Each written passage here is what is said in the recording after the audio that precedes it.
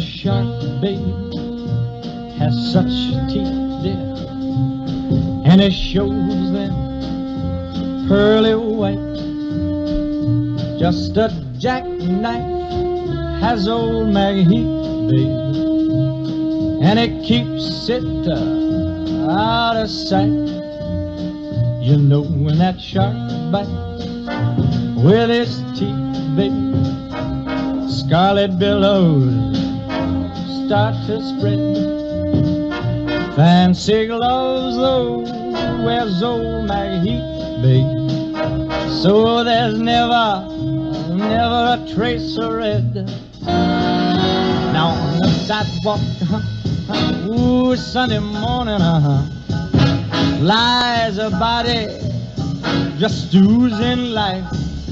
And someone sneaking round the corner, could that someone be Mack the Knife? There's a tugboat down by the river, don't you know, where a cement bag just drooping on down. Oh, that cement is just, it's there for the weight to dare. 5 will get you 10, old Mackie's back in town. Now you hear about Louis Miller, he disappeared, babe, after drawing out all his hard-earned cash. And now Maggie Heath spins just like a sailor. Could it be our boy's done something rash? Listen to these lyrics. Who is Lottie Lenya and Lucy Brown? Love the song. Oh, the line forms on the right, babe. Now that Mackie's back in town, I said. Yeah. You know, it's quite apropos to start with that song.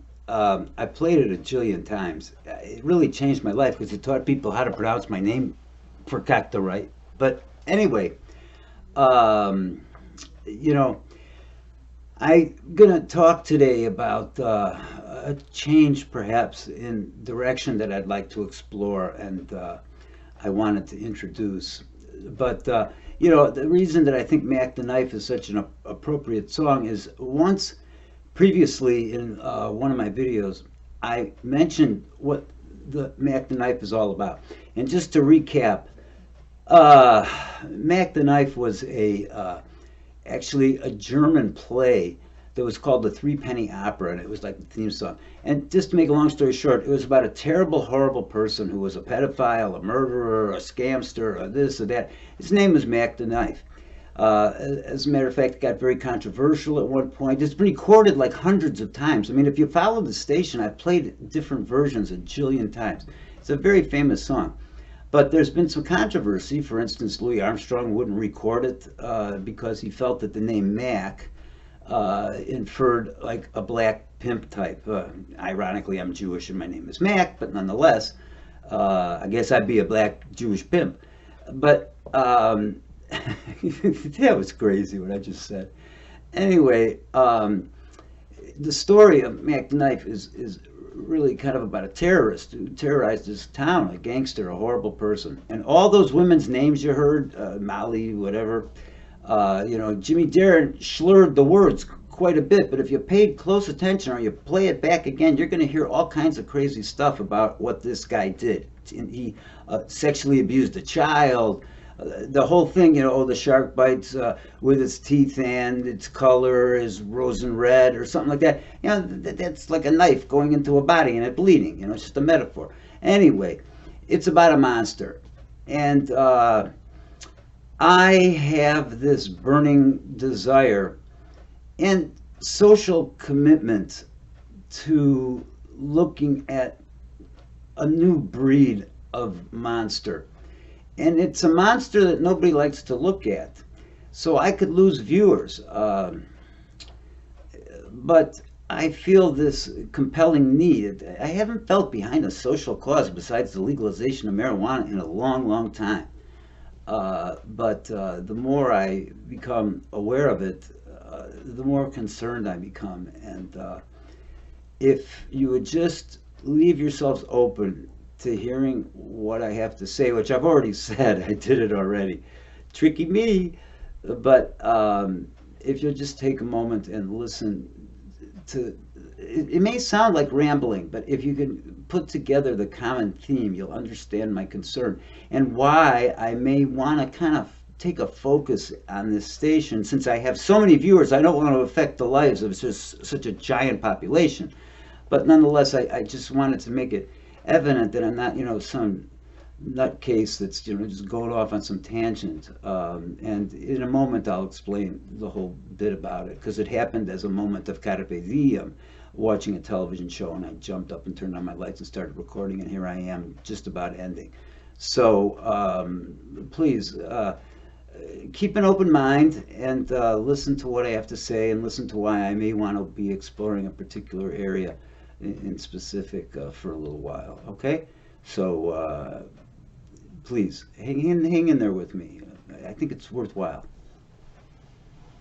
Oh shit, I can't find my mouse.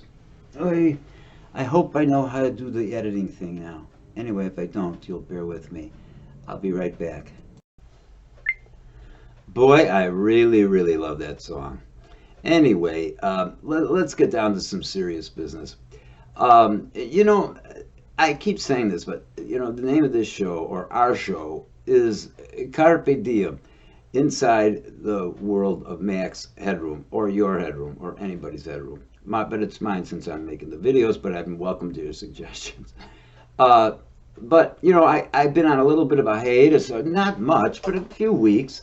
And I was asking myself why I was, having that sort of resistance. And I realized a number of things that actually came as a carpe diem moment watching a related YouTube video that was, somebody else's, put out by somebody else. But anyway, it started me thinking as to why I hadn't been putting out anything. And I wanted to make a statement because it has some ideas about where I really, truly want to be going. First of all, let me just, I'm the big storyteller, so let me tell you this. When I was practicing as a therapist, a pretty well-known North Shore, whatever you'd say, Chicago astrologer was one of my clients. And so usually the first few minutes of a session I would warm up. This is non-sex offender related, if I've made reference to that before. This was like a normal client, right? And she said, so I would always warm up for a few minutes, with the person, and get myself ready too for what was to come in the next 50 minutes or so. So I said to her something like, would you, define for me in one word the word Pisces, because that's my sign. Although I supposedly have this moon in Aries, which throws things into some, I don't know. Anyway, she looked very sheepishly. She was a really kind woman, really nice. I really liked her, and she didn't know what to kind of say, and I could tell she wanted to say something, but she didn't want to hurt my feelings, And I'm thinking, what's this all about, I was expecting a compliment. Oh, you're such a wonderful, sensitive person. You're a water sign. Blah blah blah blah blah. So I asked her, and she said, "Well, you really want to know, huh?" I said, "Yeah, I wouldn't ask if I didn't want to know." So she says, "Well, you said one word, right?" I said, "Yeah." She says, "Underbelly." Now, I was a little shocked. But also there was this immediate self-awareness of what she meant. And if you remember, and also let me just say one thing. She told me that the thing about the Pisces sign is that actually it's been sort of bastardized over the years, because the two fish look like they're swimming in a circle, sort of like a yin-yang sort of thing. But really they're swimming in opposite directions. And so what it sort of means is that yes, Pisces are all the wonderful things you've heard about them, but there's also a terrible conflict at the tails where they match, where there's another fish that wants to go to the underground, to the obscure, to the dark side. And therefore these people like myself are seen as sort of conflicted. So anyway, no comment, but I started out this whole series, you know, trying to appeal to people that like the obscure, and then I made a bunch of videotapes, and some were kind of obscure, and some weren't, and that doesn't mean I want everything to be obscure, but anyway, back to why I haven't made a tape. It's because I've been wanting to make. Well, okay, wait. First of all, I started to make some notices, some observations. One was that the number of views that I received on my videos. Now, how long? I didn't measure the actual time watched. Maybe people see what an idiot I am and hang up in 5 seconds. I don't know, but there was a direct correlation. Remember, you're speaking to someone who has some research experience, a little, okay? There was a direct correlation to the level of obscurity of the topic in relation to the number of views. Clearly the ones that I wrote that I thought were like unbelievably creative. One that I did on dentures, if anybody saw that, I thought was like and one that I did on Tommy Davis, I thought was outrageous. Tommy Davis got a lot of views, but he's obscure. See, he's an obscure dude. That people don't want to admit they wear dentures. So anyway, see, Mr. Obscure. So did you expect that? I don't know. We'll see how obscure you are. Maybe you didn't. But anyway, I was so that's. I felt myself wanting to move in a little bit more obscure direction, and noticed that the most views I got were on obscure topics, that's the thing that people like to listen to. So that's what we call in my field syntonic. You know, like they're working together, right? Two forces, two opinions, two positions are in synergy with one another. And so I thought that's kind of cool, you know. And like I started exploring a lot of things. But you see, prior to all this, before I even started this station, there was something I wanted to harp on big time. And before I say that, I also want to say that I did the last couple of videos, I think, were a commentary on Neverland. And if anybody hasn't seen them, because I have so many viewers, maybe you just have too many channels to watch or something, I don't know. But I thought they were powerful videos, although I did introduce some humor. But that's part of my shtick that I like to do when I get in front of a camera. I can't help it. That's what I'm going to do. If you think it's rude, I'm sorry. But, you know. So, yeah, I introduced some humor to it. But I took a very adamant position about what a perverted dude this guy was. And then, later, nobody directed it to me. Don't get me wrong. But I started seeing all these, how would you say, juxtaposed videos that were coming out about, like, people that were accusing people of racial discrimination in assessing such an obvious case of, you know, child love that's sexualized, okay? It made me very angry. And if you saw the second one, it made me very sad about watching the testimony of these two victims who people are re-victimizing by now posting all these bullshit videos about how this didn't happen. Well, what does it have to do with what I was watching on television? Well, I'll be glad to tell you now that you've waited all this time and are dying to hear. I was watching a video on, wait, I'm taking a drink of coffee first.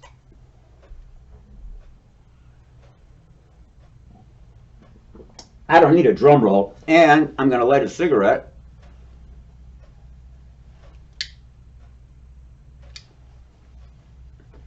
And now, I forgot what I was going to say. Hold on just a second. This is a spontaneous moment. I knew all the time. Was just goofing.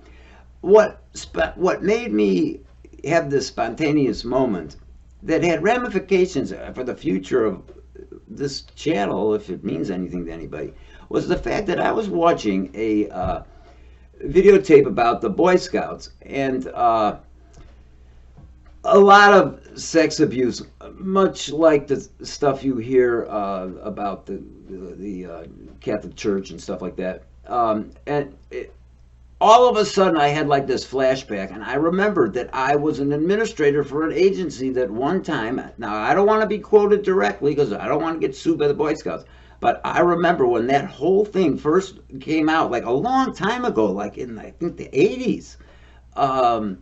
Because we were a place that worked with sex abuse victims, we were asked if we wanted to like submit a proposal, which we did, and I believe we were granted to treat any children or families who were affected by this outbreak that became public media about the Boy Scouts. Well, as I'm watching this whole thing, they're explaining as if we've never heard anything about how pedophilic individuals operate. I'm saying to myself, every single dynamic that's being explained, and this is probably before Michael Jackson even became powerful, or popular. Excuse me. Oh, that was a little Freudian slip. But all of a sudden I realized this is like an overlay. This is exactly what happened in Neverland. And I started to get pissed because I started to think to myself, first of all, okay, maybe I didn't have a lot of views because nobody knows me yet. That's very possible. I'm totally open to that. But when I saw other people posting stuff that were going so far as to accuse racial discrimination as one of the reasons, and to see the Jackson family's reaction to shit that everybody knows is true. I met a really nice woman down the street when I was walking my dog, and she said very bashfully to me, ended up talking to her about this for some reason, and she said to me, I really hate to admit myself that I was such a Michael Jackson fan, and God, he's like such a weirdo. So that got me started, okay? My reaction to not only the lack of views of what I thought were two, although they had some humor involved, one did, had some humor involved, it's still, I thought I made my point real clear. And then I saw all this other stuff, not directed to me. I wish it was directed to me. At least I know somebody's watching me. But I did notice to the other people that they were posting all this stuff that was contradictory. Well, that set a little fire off in Mackey's tuchus, okay?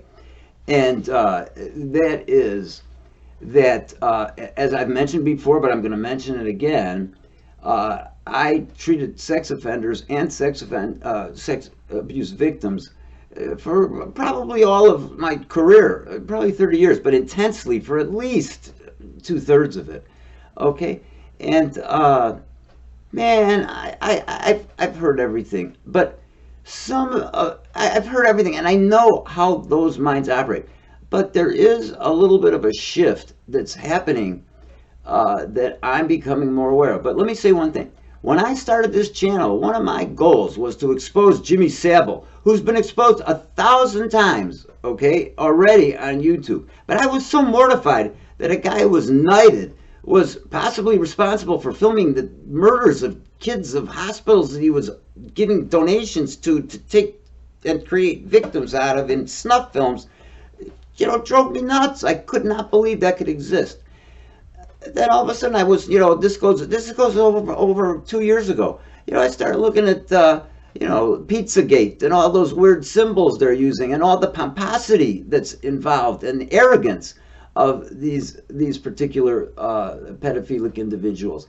And then all of a sudden, I start noticing all these guys are rich. And then all of a sudden, these things that I've been dismissing before, like Pedogate, and a lot of these, sort of like I don't like Hillary Clinton. Let's be real. I'll be straight up, okay? But I didn't think she was involved in sexual perversion, although their child did develop an eating disorder, which is a common reaction to sexually abused kids. But they happen to other kids too, so let's not get too carried away. But I didn't think that, in terms of the Pedogate thing, I didn't think that someone like Hillary Clinton would be. But all of a sudden I started realizing all these people, Michael Jackson, the Boy Scouts of America, Michael Jackson, Pizzagate, Pedagate, and of course, then you get to this place that I'm not ready to go yet, but that's the Illuminati. Oh, that one freaks me, okay? But then again, everybody talks about this film, you know, one eye shut being some kind of metaphor for like what's going on in the world.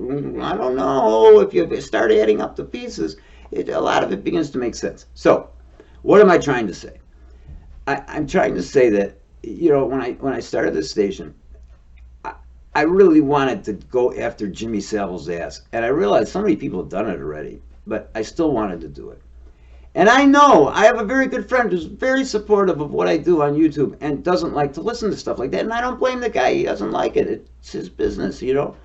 And I hope I don't lose anybody in what I'm about to say. But wait, we'll take a sip of coffee. We'll see if I can remember. Okay, we'll try it again. Will he remember?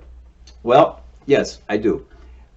I've been thinking at that moment when I got really upset about the sum total of all those little snippets I told you, you know, the Boy Scouts, it being so similar to Michael Jackson, the reaction to posts like, you know, or positions like mine that were so against and couldn't believe something was so obvious to me. Having worked as a sex offender, both and a sex offender therapist and a sex victim, not keen on the word survivor, I'm sorry to those who it offends, but sex victim individuals, and paraphiliacs, you know, people whose marriages got wrecked up because they had some weird fetish and stuff and that kind of deal. So I have all this experience, and all of a sudden this stuff starts to make sense to me. And so, you know, oh, Meatball, see, she's giving me a introduction. Go ahead, Meatball, bark a little bit. Give me some more, give me an introduction. You know what's coming. Okay, well, oh, see, yeah, there she goes. What I was thinking about doing was perhaps letting myself go and moving in the other direction of the Pisces sign and explore even some more obscure topics. I hope that doesn't offend anybody. I'm not like that, and I'm not into, you know, exploiting things and making big deals out of little things, but like, I was very reserved about a lot of those other things I mentioned, like Pizzagate and Pedagate. They sounded so weird, and Hillary Clinton getting involved. And then all of a sudden I started realizing that, you know, I hear, oh, guess what? Bill Clinton went to Jeffrey Epstein's island called Fort Jeff or something like that, like 20 times in a year. You know, and that's like a known, you know, pedophile organization. The other thing that I want to mention, too, that I feel this very strong commitment to maybe changing the direction of where I'm going, is this new hybrid pedophilic system. And there's like two aspects to it, and I hope I can remember both of them. But, you know, one is what I call the high-tech pedophile. And those are guys that are using the deep web, basically. And it just gets sicker and sicker, and more contacts and more contacts, and more pictures and more pictures, and more bullshit, more offenses. And all, it just gets worse and worse and worse. And I've learned a lot about that by watching some guys. One, I think he's an Australian fellow who I like very much, who has a show called Surviving Life. And he's gone through the dark web, and there's just so much bullshit there. Not bullshit like phony, I mean like sick stuff. Let's see, the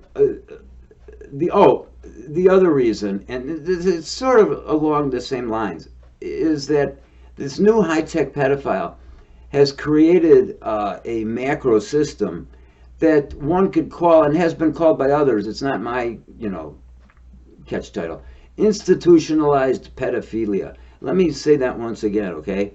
Let's see, how should I get some kind of big, you know, institutionalized pedophilia.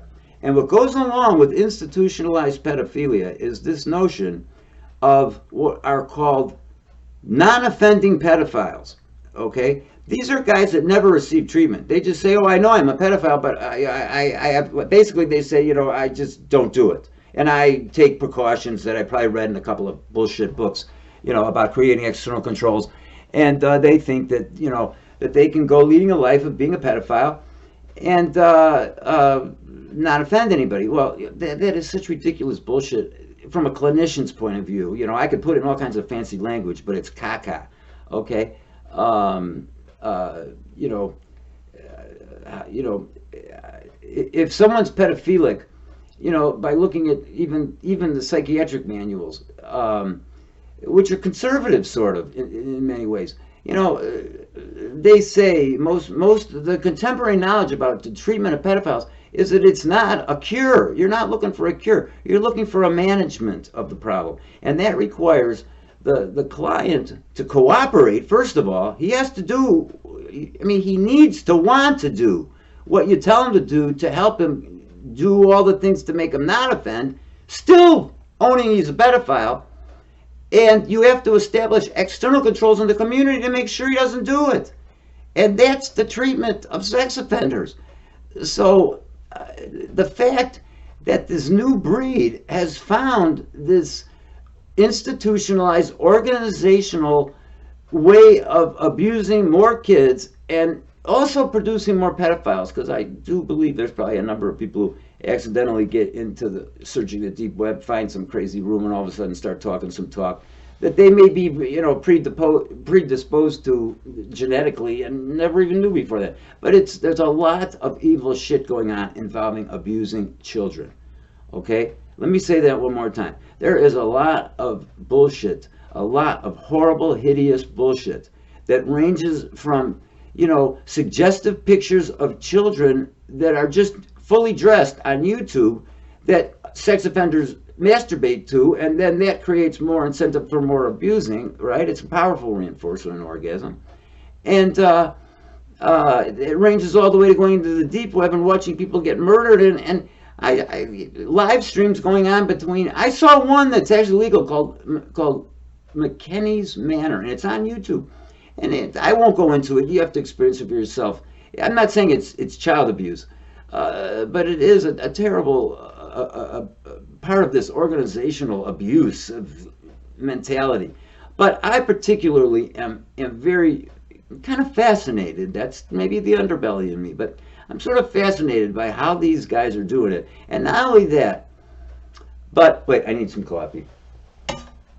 But also the arrogance unto which they harm innocent children. Though this is not a plug for my buddy's tattoo shop. So, you owe me, Billy. So, anyway, I feel this social need to still try to be entertaining. I enjoy that. I don't know. It's something I'm just discovering at 66. And I want to continue to do that. And I hope that putting the two together don't, you know, discourage, is disrespectful. But I'm thinking, I don't know. I still do enjoy doing things like product reviews and stuff. But I have noticed this one real interesting thing, which is the more obscure, the more views. Well, I told you, I'm not trying to get any money. I'm not monetized. I haven't asked that person for a penny, okay? I'm just doing this because I think it's important and I enjoy doing it. But now I think I've always had a mission, which is to do something about this like high-tech, arrogant, I'm going to use a word that I've highly criticized, but narcissistic and sociopathic and oftentimes psychopathic treatment of children by adults that are oftentimes, not always, but oftentimes very wealthy, very powerful, and it's organized and it's secretive. America has had secret organizations going back to its inception, you know. I'm not, God forbid, I'm not saying that the Freemasons are pedophiles in any way, but it's a secret organization. Try to get some information out of a Mason, you don't get it. So I'm not saying the Masons are bad. They're in many ways. My buddy's one. He loves it. But, you know, this is an organization that promotes a very high-tech, sneaky, arrogant, almost like getting off on the adrenaline of getting away with it in public. You know, that's the Pizzagate thing to me, is the arrogance unto which they're just like flaunting their pedophilia. And the notion, I want to get back to one other thing, the notion of the non-offending pedophile that should be normalized. that's the biggest bunch of caca I've ever heard. Because by the definition of being a pedophile, you're saying that you have a problem that can't be cured. It has to be managed, okay? And you have to cooperate in its management. And other people have to help you cooperate in its management through community notification and blah, blah, blah. So, you know, I guess I'm trying to say that if you are a non-offending pedophile and haven't received treatment, then you're an oxymoron, besides being a moron, okay? Because in admitting that you're a pedophile, you're admitting you have a problem you're out of control of and that you need professional help with, not something you read in some sort of affirmation on Facebook. You dig me? Anybody out there? Can you hear me? Can you feel me?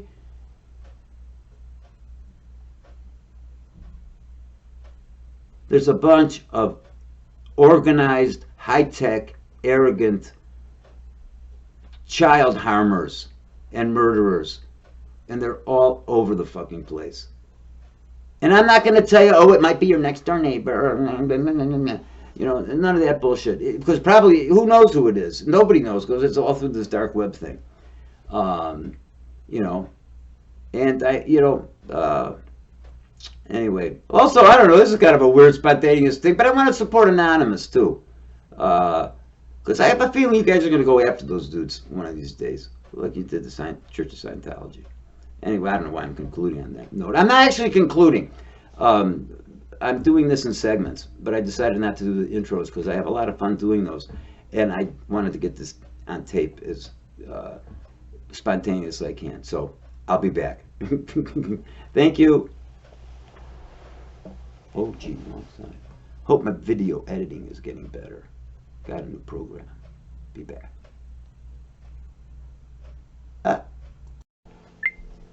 Hey, I'm back again.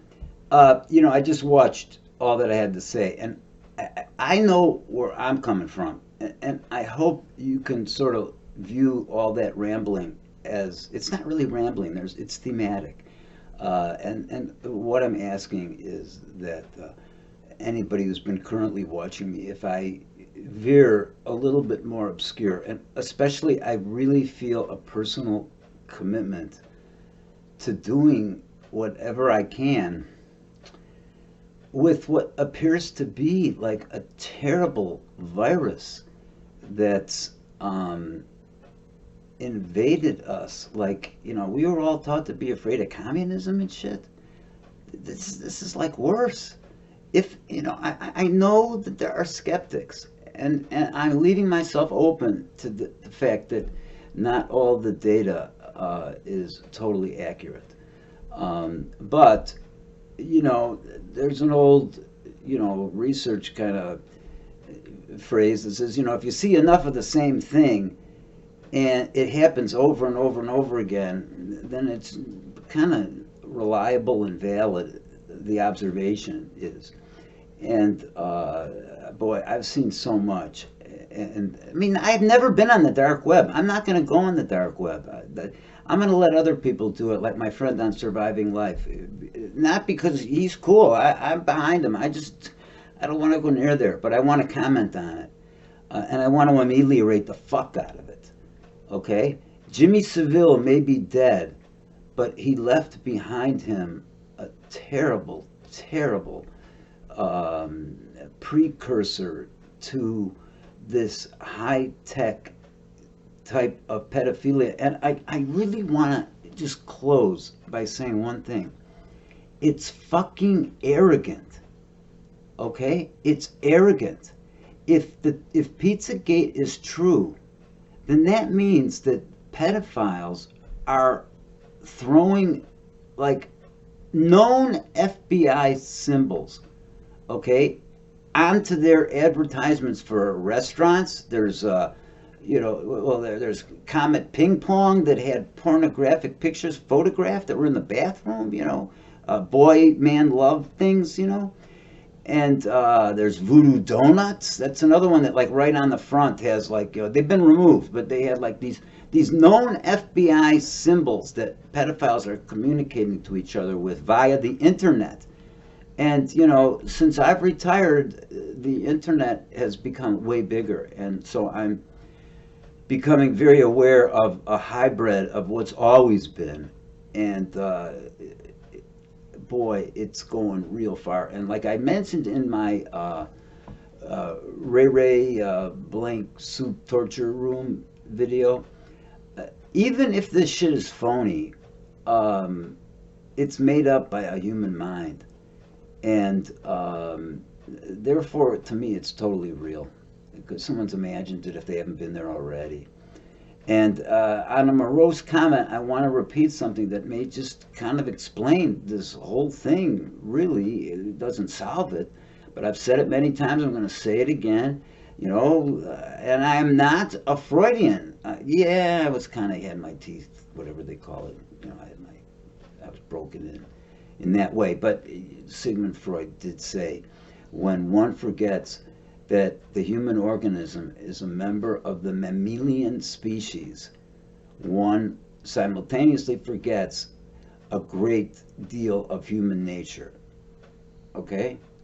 If one forgets that the human organism is a member of the mammalian animal species, one also loses a great understanding of human nature, or how people act and what they do. So if we're still sort of animals, but the ones that have been under-socialized or are genetically predisposed or whatever, are still creating a serious social problem.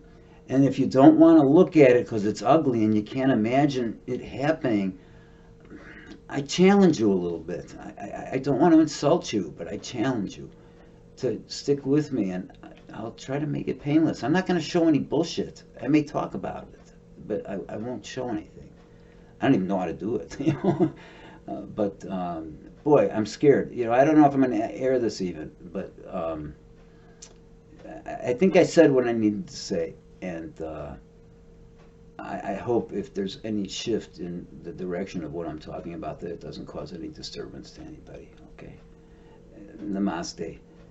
Wish me luck. Goodbye. Oh, now I get to work on the intro. It'll be a little more fun. This should be a curious one, huh?